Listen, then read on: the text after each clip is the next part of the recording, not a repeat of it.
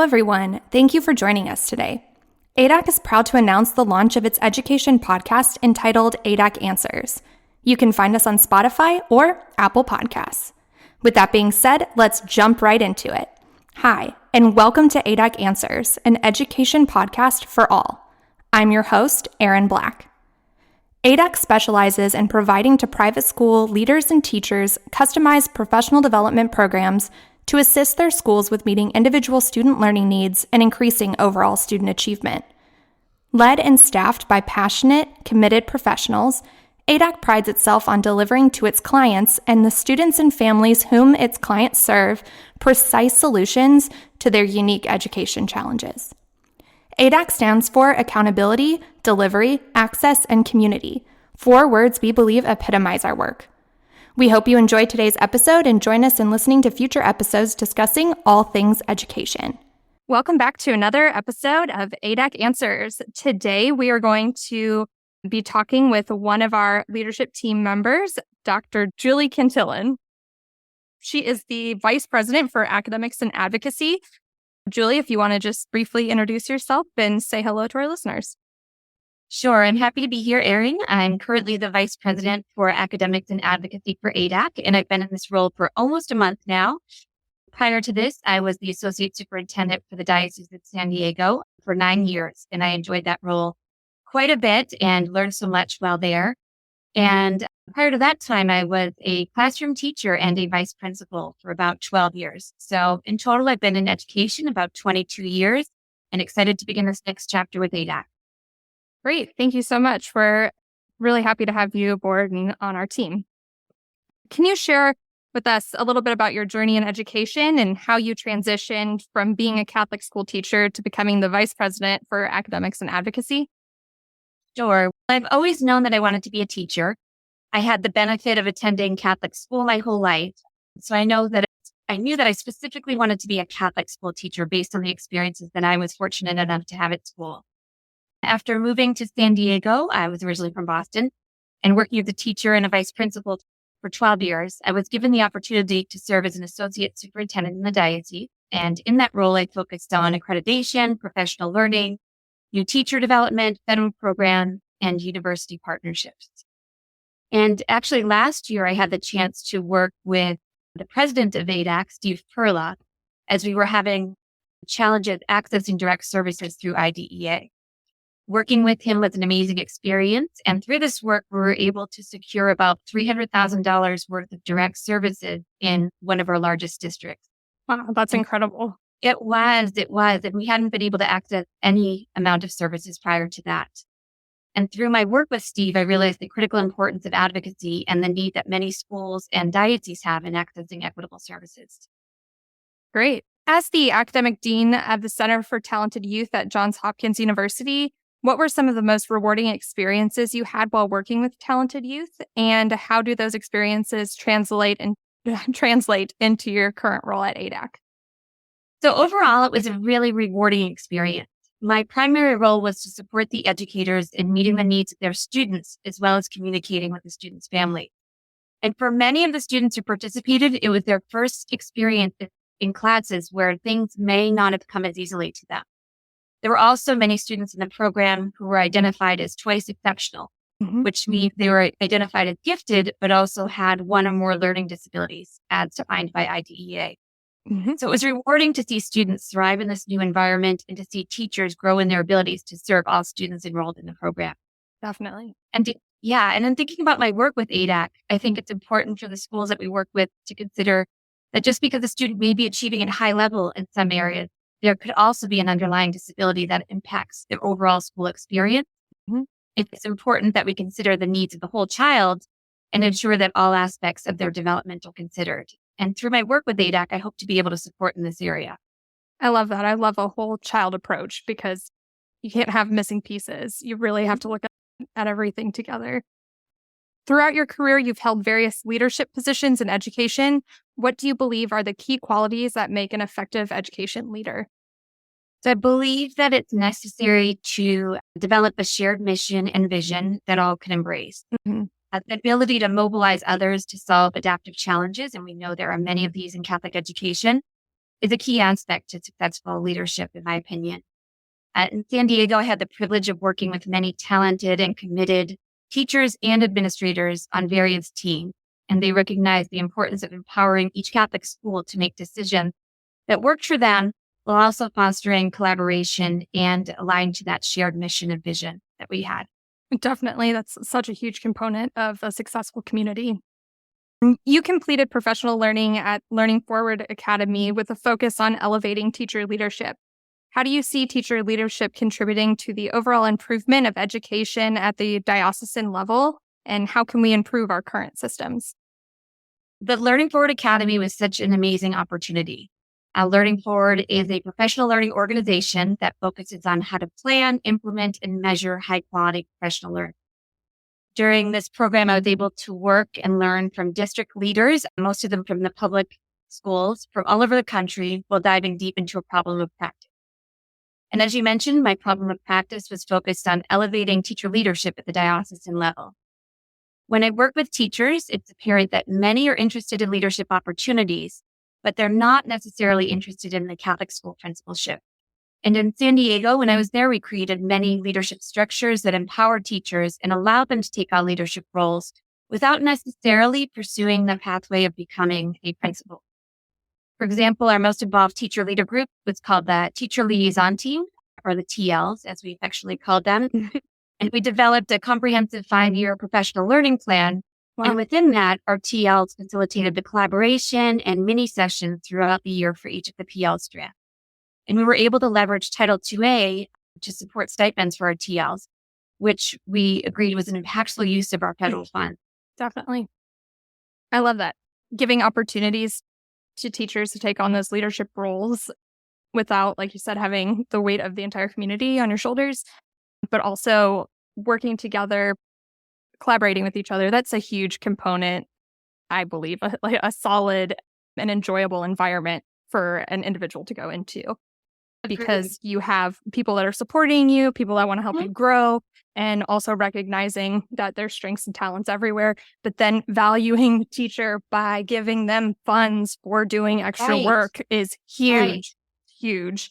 You know, that's apparent that you're listening to them, but also recognizing that giving up this time, holding a leadership role or having more responsibilities should also come with some sort of compensation for your time and work. Yeah. It's highly valued. And the TLs, when they were interested in becoming a teacher liaison, they applied and they went through an interview process to assume that role. And so there were responsibilities tied to it. And with responsibilities, there needs to be a stipend also provided because their time is valuable. They have a lot of things on their plates, but they are contributing to the overall success of the professional learning of all teachers in the diocese. Right. Yeah, still going. And I'm proud of the teacher liaisons that I was able to work with while I was there. So it's a great team. Definitely. Yeah, that sounds awesome. Hopefully we can see that being adapted throughout the country, especially in Catholic schools. As the Vice President for Academics and Advocacy, what are your primary responsibilities and how do you envision using this role to advocate for educational excellence? So my primary responsibilities involve collaborating with the academics and advocacy teams to strengthen our presence on the West Coast. One of my main goals in this role is to ensure that ADAC's clients in the Western region are able to access IDEA services. In just informal conversations I've had with some of my colleagues in the West Coast, this is not currently happening. Additionally, I'll be actively identifying new opportunities for ADAC, primarily within the academic division. And although I'm new to the position, I'm excited about the potential and the chance to make a positive impact on educational excellence within our organization. And I'm thrilled to work with this amazing team and people like yourself, Erin. And I've been genuinely impressed with everyone who I've met so far. Yeah, it's a great team. Everyone is so knowledgeable in their own little niches, and it's a great company to be with.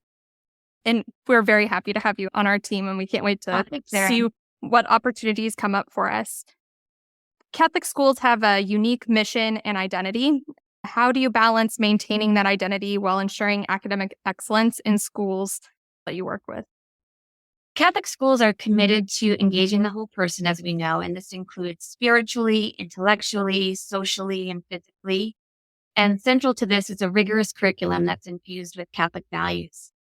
I think a tension that some schools have felt is how do we balance the need to prepare our students for the next level and beyond, while also supporting students with learning disability or learning difficulties. And this is an area where ADAC can support schools and assist them with building systems and processes, basically overall capacity to promote inclusive practices such as MTSS, BDL, etc. Wonderful. Thank you so much. What are some of the most significant challenges facing schools today, and what strategies have you found effective in overcoming them? Okay, that's a big question because, as we know, there are many challenges, but I can speak to an adaptive challenge that we face as leaders within a Catholic system. Great. And top of mind for many school leaders is the current staffing shortage that many Catholic schools are facing. We know that national data are showing that fewer people are going into the profession, and that impact is especially being felt in Catholic schools, where most of the time our schools are not able to keep pace with the salaries that the local public schools are offering. So only a decade ago, I know we'd host traditional job fairs and we'd have lines of teachers waiting to speak with each school leader. And we've learned that traditional model just doesn't work anymore. So in the central office, we were learning about how to become more creative in terms of attracting educators to our schools, such as employing year-round recruitment efforts and emphasizing the unique advantages of working within a Catholic school system. And additionally, being able to retain high-quality educators is a challenge. But I believe that developing pathways to system-level teacher leadership is critical to addressing this issue. Definitely. Especially the way that you were talking about how you guys were structuring it and being effective, that it was actually working. So we know that the model can be applied to other people or other communities. Yeah. And oftentimes if a teacher knows that he or she doesn't want to be a principal, they might explore other opportunities outside of our Catholic schools. The goal really is to keep them in our Catholic system, but provide a role that they can really grow and contribute to the rest of the diocese. And it could also promote professional growth and foster a sense of ownership and commitment to our Catholic school community as a whole. And the leadership can take on various forms, such as instructional coaching, mentorship, curriculum development, and as I mentioned earlier with our TLs, professional learning facilitators. And although the purpose of diocesan level teacher leadership isn't necessarily principal preparation, it's an additional benefit, as many have gone on to pursue the principalship or full-time VP position. Definitely. You have an extensive educational background, including a PhD. How has your academic journey influenced your approach to leadership and shaping educational policies? I do love learning, and I'm grateful that my first Catholic school principal, Sister Mary Kiley, encouraged me to apply to the Leadership Studies doctoral program at University of San Diego almost 20 years ago. My doctoral dissertation was focused on services for parentally placed private school students under IDEA. And I conducted my research over 10 years ago, but the practical applications of this since that time have been invaluable.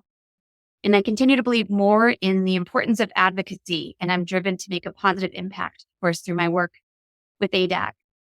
As far as leadership goes, I believe it's important to encourage others to pursue their educational goals. I've had quite a few teachers tell me that they decided to go back to school because they had a leadership experience that left them craving something more. So empowering others to grow and excel in their educational journeys is it's quite gratifying for me. Definitely. I've been able to see a lot of them assume different positions throughout my tenure in San Diego. Yes, I couldn't agree more. I've had that personal experience as well, and it's pretty powerful and impactful. As an advocate for academic excellence, what role do you see research and data playing in driving educational improvements and decision-making? During and post-pandemic, the importance of making evidence-based decisions definitely became even more apparent. Some schools had already embraced a comprehensive approach to data analysis, such as MTSS, but all had to work diligently to streamline teaching methods and prioritize essential learning standards. I know we certainly did. Leveraging data allows schools to identify their areas of concern, address learning gaps, and optimize instructional approaches in order to better serve our students.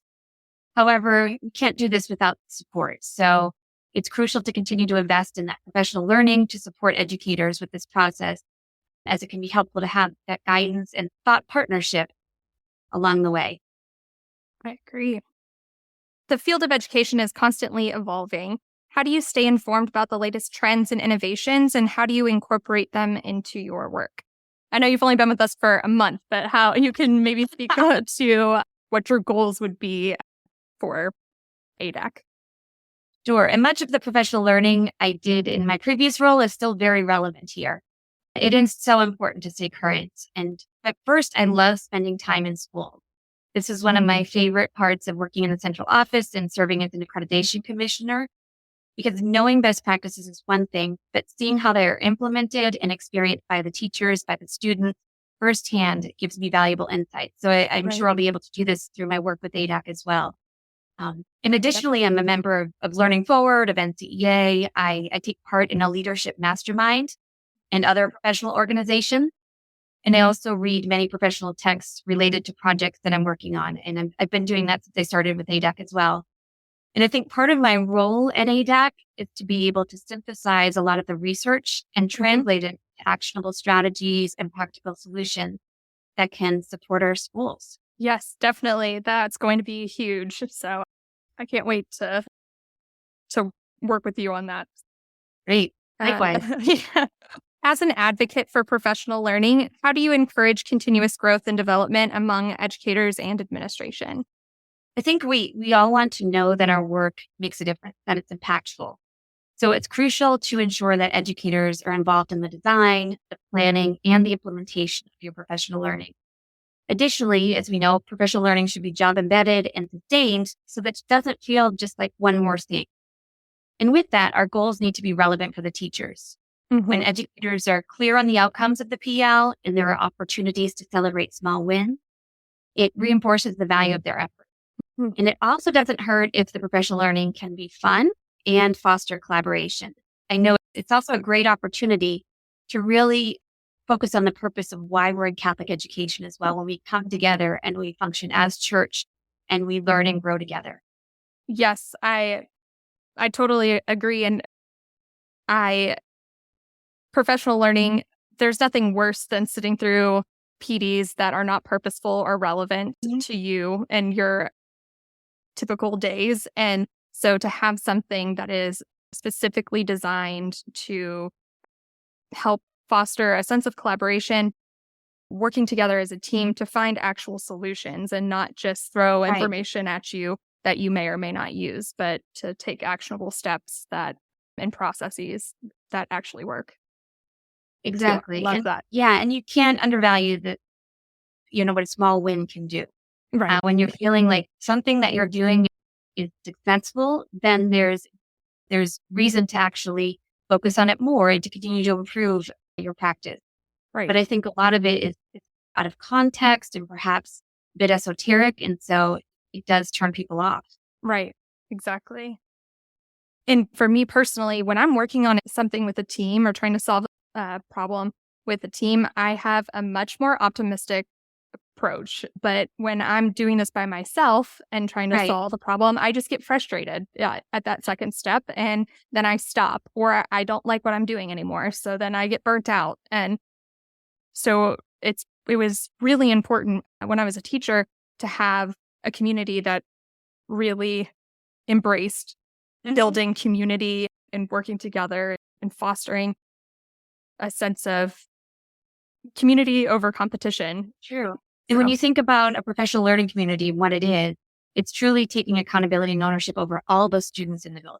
Right. So it's not just my first grade students or my second grade students. It's all of our students, and we all share a responsibility. And the only way we can do that is if we really look at the data together, we have conversation, monitor student progress together.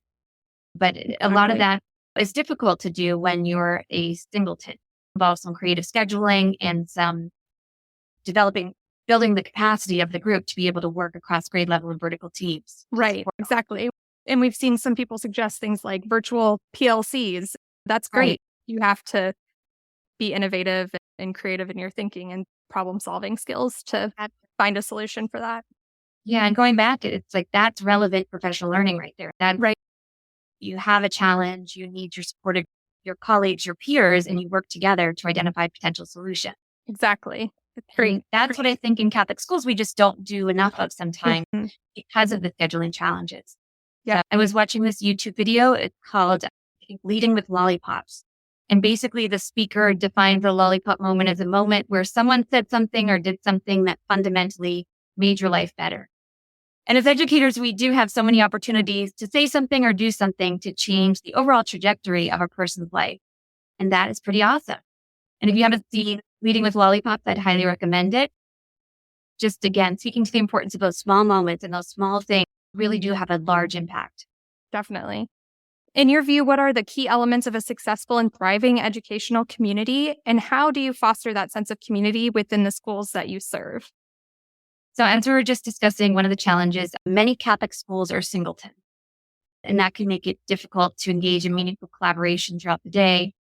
But because of this, I do think it's important, more important than ever, for schedules to be designed to provide opportunities to meet in grade band or subject area teams throughout the week. This can allow for, of course, increased collaboration, but also, as we mentioned before, professional growth, consistency, and then opportunities to really dive into that data and make some data-informed decisions. Great. Throughout your career, you've worked with diverse educational institutions. Can you share any particular success stories or transformative moments that have left a lasting impact on you? I think working at the diocesan office, the success we had was building a culture of collaboration across the diocese. Through those principal and teacher leadership teams that I was describing earlier, such as the teacher liaisons, curriculum leadership team. We also had content area site leaders. We're able to engage in shared decision-making and leverage the expertise across our diocese to better serve all of our schools. There's a saying that the smartest person in the room is the room, and that was truly the case in working with the stellar educators in San Diego. I truly believe that. I 100% agree. Yeah, the energy of that, I can think of specific experiences too, where we got so excited, just piggybacking on each other's ideas and coming up with solutions that we would not have thought of on our own, but just being together and sharing in that was really exciting. And I'm sure there'll be much of that at ADAC as well. Definitely. And it does get you excited and motivates you to want to dive in and do more, which is always a great feeling. As we conclude, what are your hopes and aspirations for the future of education, and how do you see your role contributing to that vision? Within Catholic education, I'm confident that Catholic identity will remain strong and be a hallmark of Catholic education, even as we embrace innovation and adaptability to meet the evolving needs of our students. I'm eager to contribute toward efforts to make Catholic education more inclusive, of course, and accessible to all students through my work at ADAC. I'm looking forward to it. Great. We are too. We can't wait. So thank you so much for your time and your expertise. And it was lovely talking to you. And I just really appreciate you taking time out of your busy schedule to be with us on ADAC Answers today. Thank you, Erin. My pleasure. Thanks. To everyone at home, if you have any follow-up questions you would like to see addressed in a future episode, or if you want to share your thoughts on today's topic, then please submit them to us on social media using the hashtag ADAC Answers. If you would like to hear future ADAC Answers episodes, then please follow and subscribe. And if you're interested in finding out more about our company and the services we offer, please visit us on our website at www.theadac.com. That is THEADAC.com. Thank you so much for listening to our episode today, and we look forward to you tuning in to our next episode. Again, thank you to all of our listeners from the ADAC team. We'll see you next time.